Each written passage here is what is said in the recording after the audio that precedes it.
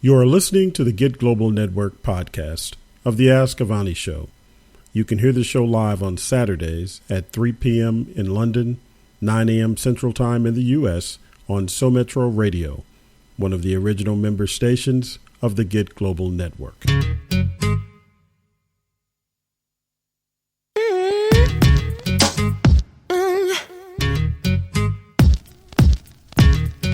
Gave you advice, you never listened to me.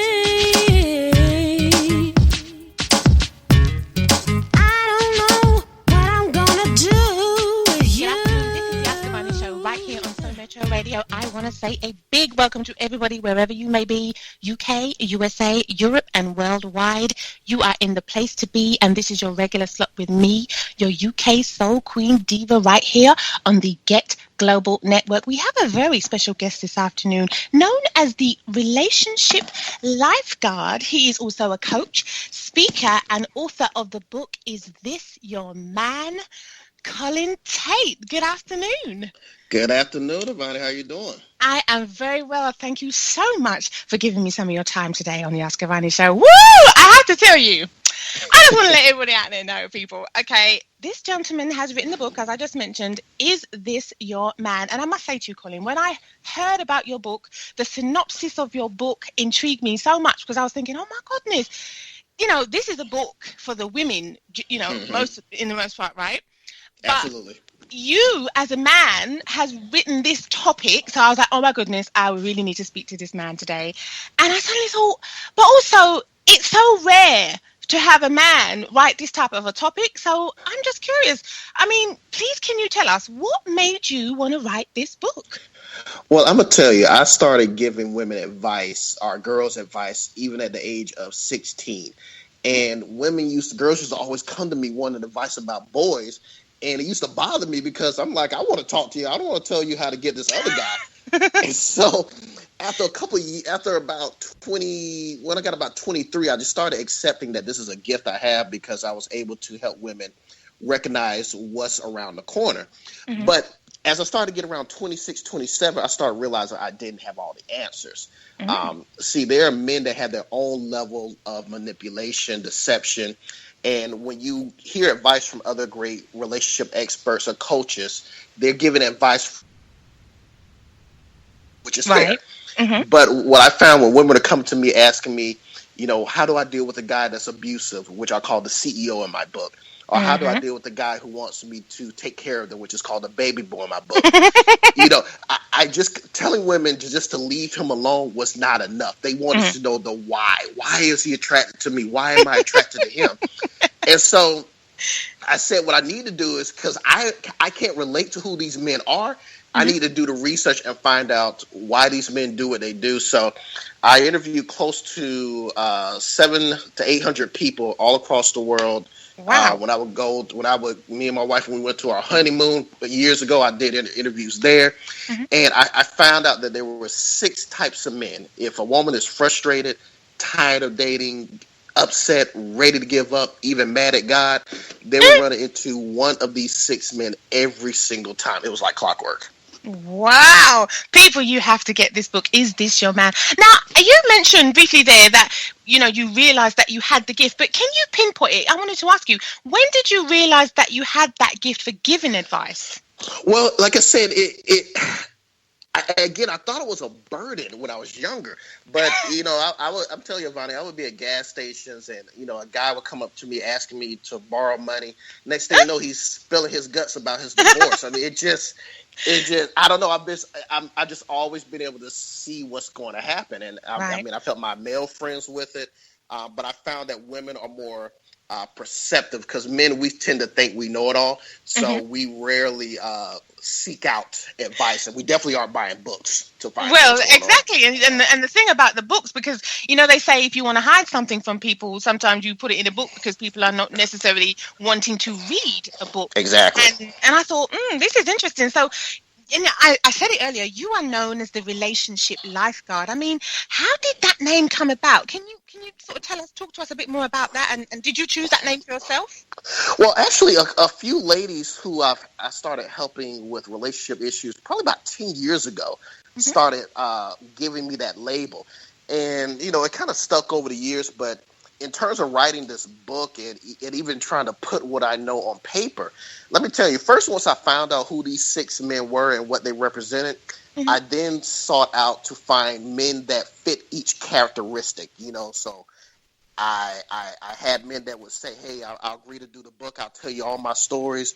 They'll back out at the last minute. Some men will say I'm a sellout. Some men will be halfway through it and they'll just lead the process. So it took literally 5 years to write the book because you could imagine getting men to come forward to explain from cradle to grave how they play women, manipulate them, in some cases abuse them, in some cases manipulate and deceive them. You can imagine the resistance men had and wanted to know my ulterior motive for why I wanted them to come forward. Well, this is the thing. That's one of the questions I have many questions for you this afternoon. Because I wanted to know, how do you get the men to sit down? Because they are opening up and they're talking about their real lives. I mean, they must have known that you were going to use these stories as part of your book. But, when you were trying to get them to sit down, did you sort of have to kind of get a bit, I don't know, sneaky almost and sort of say, did you tell him that after? Well, no, I was always upfront and honest with each of the men. And one thing about men, we're very prideful, we're very braggadocious. So at first, they didn't mind bragging about their exploits. But once they start seeing the recorder getting played, the dictation start getting people writing down the information, then it starts to get real.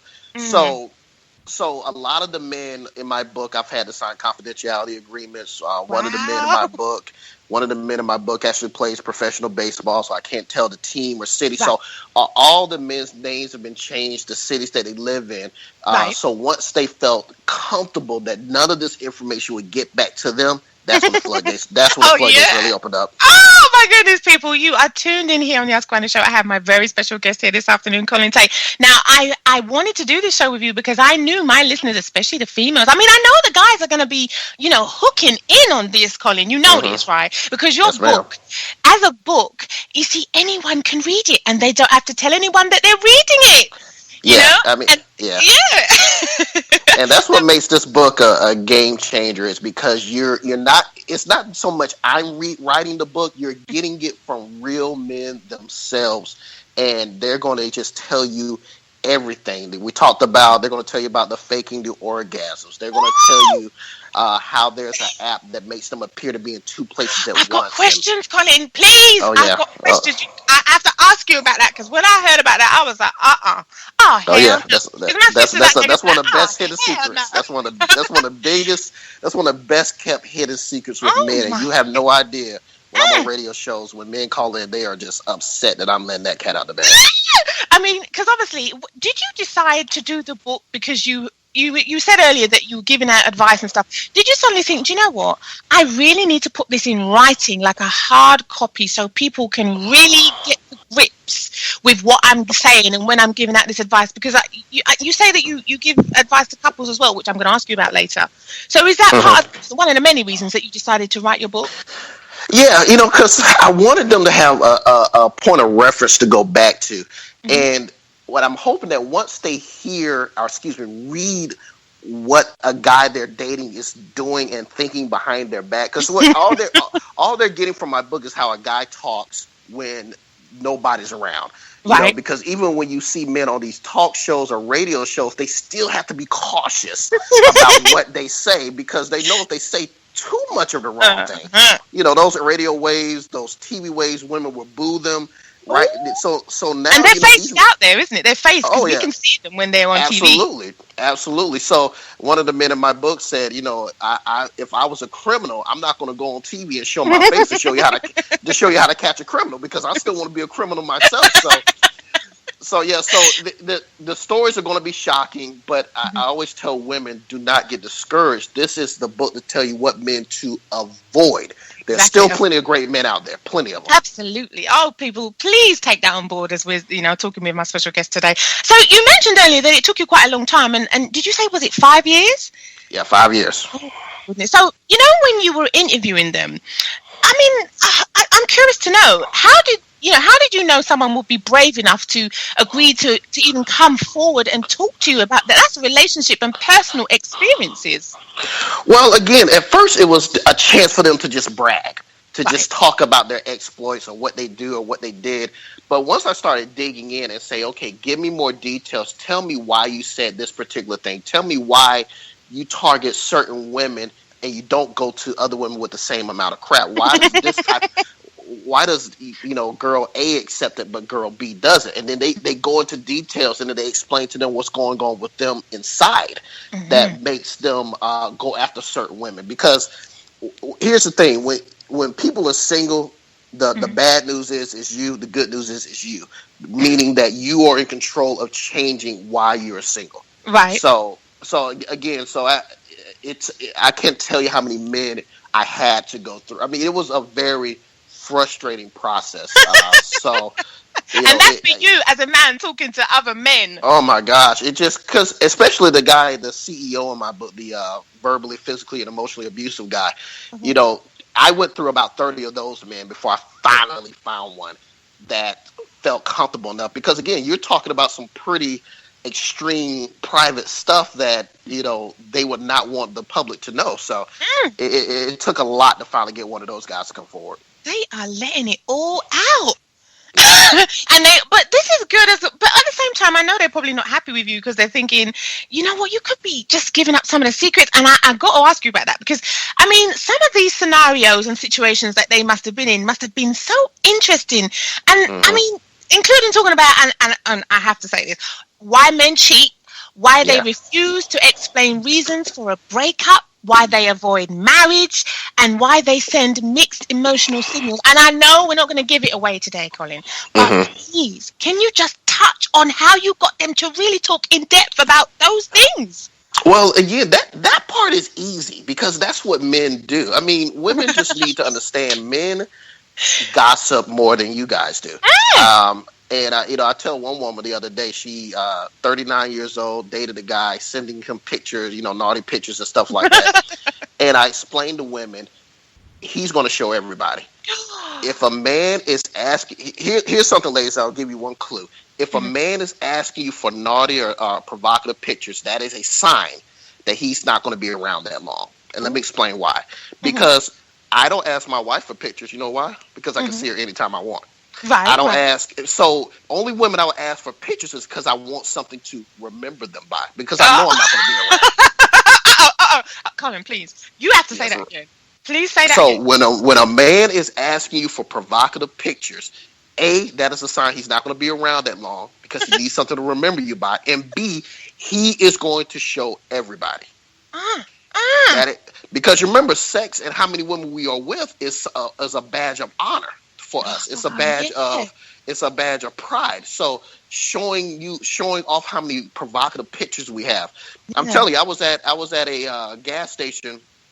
No, not a gas station. Getting my car worked on. This is like 6 years ago, and me and a guy were just sitting there talking, and he's showing me all his pictures. I mean, just. I mean, I don't know these women from Adam, but that's what men do. So it's kind of like. When, so he was sort of like, also, because obviously if you're going to brag about something, people are going to say, prove it, show us. Yeah, so he's going to show me pictures. So I tell women, if you're going to do it, do not show your face. Just do not show your face. I was about to say that because I'm thinking, hold on a second. That's going to, listen, the internet is crazy, right? That's your world. Okay, they could, if he shows it to whoever his friends and they start passing that around. That's exactly what happens. Wow. I mean, what was it like for you to hear those stories? And did you ever think that they would be so candid? Obviously, it took you a while, obviously, to find people that really wanted to open up. But what was it like to hear those stories? Well, it was eye-opening, and it was, some of the stuff didn't surprise me, but once I started venturing out to men that weren't the type of men that were in my immediate circle, yes, it was eye-opening. But the common denominator through the 6 men, and that's why I gave them credit in my book, is that at the end of the day, they did want to help women in some shape or form.